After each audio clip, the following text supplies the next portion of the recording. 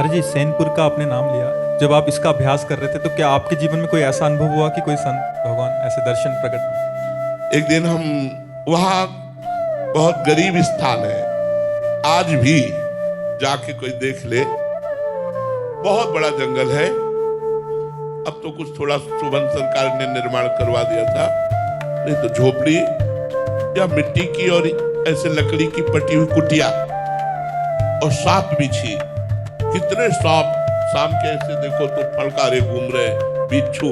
वहां लोग आते नहीं, कोई घाट नहीं है, बिल्कुल गंगा के किनारे कच्चे स्थान पर, और बड़े विशाल विशाल वृक्ष जंगल है। वहां 2 रोटी और अरहर की दाल 24 घंटे में एक बार मिलती थी। एक पुजारी जी थे जो बना देते थे, जो 2-3 संत रहते थे उनको वो दे देते थे। 2 रोटी सिर्फ, 12 महीना कोई फल, मीठा, चाय, नाश्ता, कहीं कुछ नहीं, रुपया पैसा ये सब कहीं कुछ नहीं, बस 2 रोटी, गांव से आटा और अरहर की दाल 1 कटोरी। अब वो 24 घंटे में आपका जब मन होता पाओ, तो 2 बजे दिन में पाते थे, रात दिन भजन, बस गंगा किनारे बैठे रहना। कुटिया आए तो 2 रोटी और दाल पाई, और एक बारंडा कच्चा था तो उसके नीचे लेटे।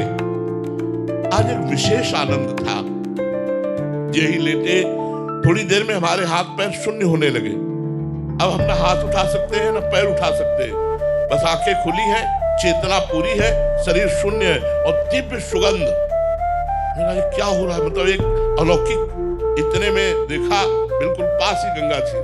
गंगा जी की धारा से एक संत भगवान, श्वेत वस्त्र धारण, श्वेत बाल, दिव्य तेज प्रकट हो रहा है। ये स्वप्न नहीं, ये ठीक दोपहर 2 बजे के बाद की बात है, जब हम प्रसाद पाके लेते, और जैसे जैसे वो नजदीक आ रहे, वैसे वैसे सुगंध, उन्हीं के श्रीअंग की सुगंध पहले आई थी, सुगंध से भर गया वातावरण।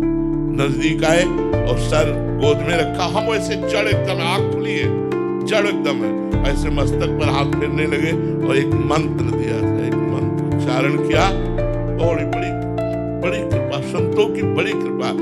आज के 35-40 वर्ष गुरु नानक साहब का दर्शन गंगा किनारे हुआ, दिव्य रूप में ऐसे प्रकट हुए, कैसे दुपट्टा डाले हुए थे, और उसमें कुछ लिखा हुआ था, मुझे पता नहीं क्योंकि वो हमें पंजाबी का ज्ञान नहीं। एक ऐसे पट्टा सा पड़ा था और उसमें कुछ लिखा हुआ था, और बस ऐसे मुद्रा में बैठे। श्रीचंद्र जी का दर्शन हुआ। बड़े बड़े महापुरुषों का, संतों का कृपा पूर्वक दर्शन नाम के प्रताप से होता है।